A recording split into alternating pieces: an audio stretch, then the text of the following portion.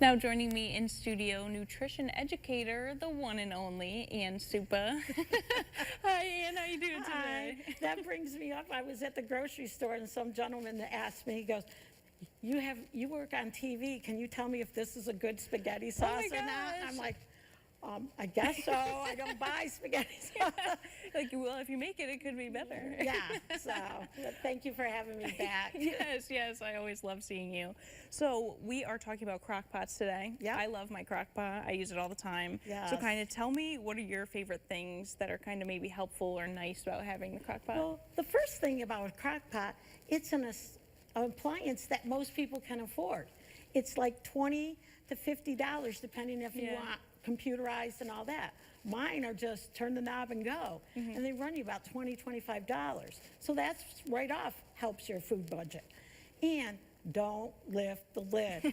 Everybody likes to see, is it doing well? I just feel the side of mine to see if it's warm without lift. Every time you lift that lid, it's 10 to 15 degrees, lowers your crock pot meal, and then you add on 30 minutes more of cooking. Yeah, I didn't know that. And like, it's so hard to not want to smell it, you know, to see if Yeah. you need to add anything or, you know, how it's going. But Yeah, you don't want to do that. So, it's a hard habit to break because we're used to like cooking on stovetops. We would look at it and stir it and things.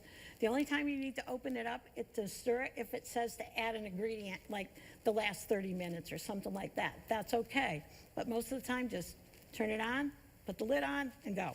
And today you're going to make a chili, which we'll be taking a look at in a second. But Yeah. what are some other things that you think are, you know, like super easy or fun to make in the crock pot? Desserts. Oh, I've never made a dessert in I there. make a really good rice pudding in my crock pot.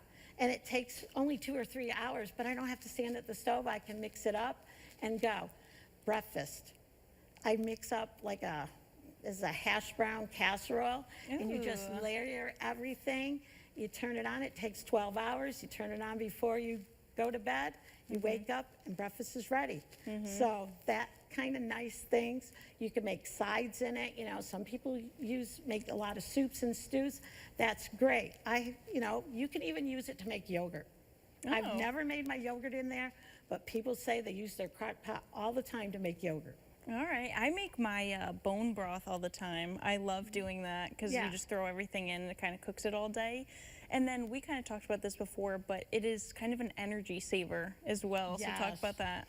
It is an energy saver because it takes less energy to heat that crock pot for even up to 8 hours than 2 hours using the oven to make a pot roast. So you're actually saving money. The other way you're going to save money is you don't have to go through that drive-through or have Uber come with a meal or any of those things, because you put it together before you go to work or go to school, whatever, and then you come home, it's ready. It saves you money in the long run going through and doing fast food for your kids or yourself, and it's a healthier option. Crock-pot meals are usually lower in fat because you're not deep frying it. You're not putting oil and a lot of those things in it. So it's a much healthier, and you can add extra vegetables. I always am throwing veggies because if I have Yes. like one random carrot in there and a few pieces of celery left, I'm just throwing it in, you know? Right. It's so nice to do. You could put anything in there. And then one last question, is there anything that you wouldn't recommend putting in? Because sometimes I want to try some weird things, but I'm like, I don't know.